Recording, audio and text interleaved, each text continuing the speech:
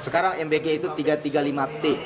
Kalau dibagi rata ke semua penduduk, itu per orang dapat 361.000 per bulan. Kalau dibagi ke orang miskin saja, setiap orang miskin itu per keluarga bisa dapat 66 juta per keluarga per tahun.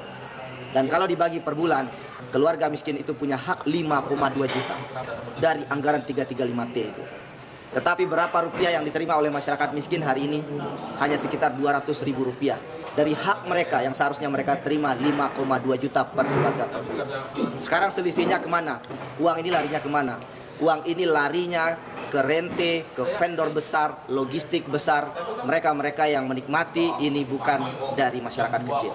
Maka hari ini sebetulnya masyarakat sipil, semua masyarakat Indonesia sederhana meminta haknya kepada negara agar uang 335T itu yang dianggarkan di APBN betul-betul masuk ke kantong masyarakat, masuk ke masyarakat kecil. Karena hari ini 6 juta per hari setiap dapur itu disubsidi oleh negara.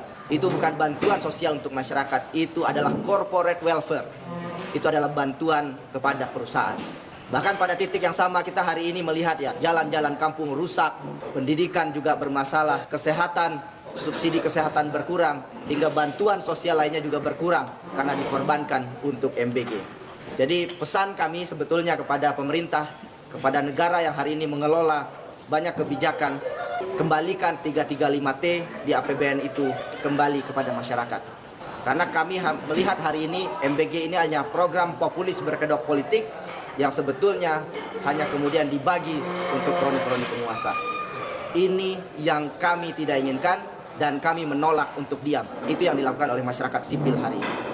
Dan kalau boleh terakhir, hal sederhana yang ingin saya sampaikan kepada siapapun yang mendengar ini, termasuk juga para pejabat negara yang mengelola MBG.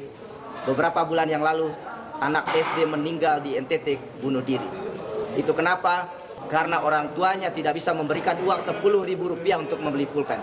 Dan anak SD bunuh diri karena tidak sanggup membiayai pendidikan. Orang tuanya tidak sanggup membiayai sekolahnya. Dan hari ini 10.000 rupiah itu untuk MBG dan dibuang dalam bentuk inefisiensi, terbuang percuma, dan bahkan sebagian besar tidak dinikmati oleh masyarakat kecil.